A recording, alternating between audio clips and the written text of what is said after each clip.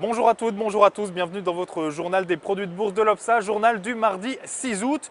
Hier, journée sans relief et sans élan à la Bourse de Paris. Le CAC 40 a terminé sur une légère hausse de 0,2% ce début de semaine.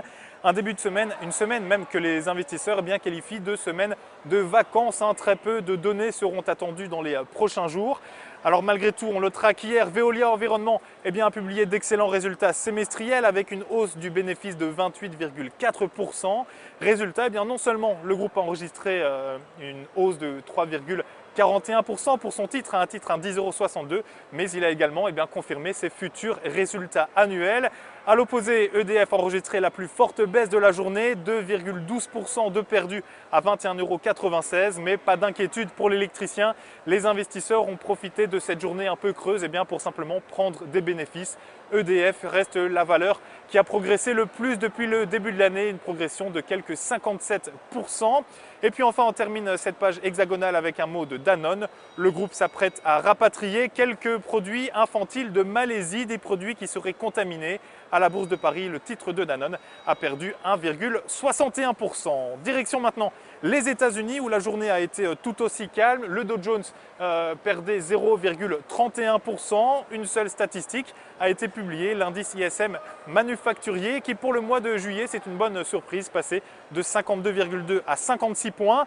Pour le reste, les investisseurs ont suivi avec intérêt ces mots, les propos tenus par Richard Fisher, un des membres de la Réserve fédérale des États-Unis. Et Richard Fisher qui a admis que la Fed réduira bientôt son programme d'achat de bons, que le moment se rapprochait, des achats d'actifs qui, pour tous les mois, injectent pas moins de 85 milliards de dollars dans les caisses de l'État. Il faudra donc apprendre à faire sans pour l'économie américaine. Et puis on notera qu'après une année passée dans le rouge, le titre de Facebook vaut enfin plus que sa valeur d'origine. Et cela pourrait bien continuer puisqu'un groupe d'analystes a revu à la hausse ses objectifs concernant le titre de Facebook avec un passage de 36 à 46 $. Résultat, Facebook terminait la séance sur une hausse de quasiment 3%.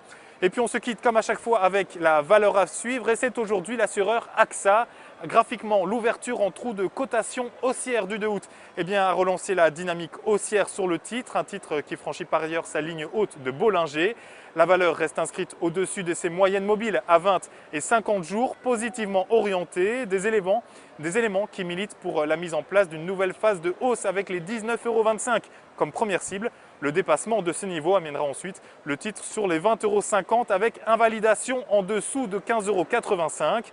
La stratégie qui vous est proposée pour jouer cette valeur est l'achat du Warrant Call à 4615 T d'Unicredit, son prix d'exercice 18 €, sa date de maturité le 6 décembre 2013. Voilà qui termine ce journal des produits de bourse. Demain, retour d'Élise Barbet à la présentation. D'ici là, je vous souhaite une excellente journée. Bye.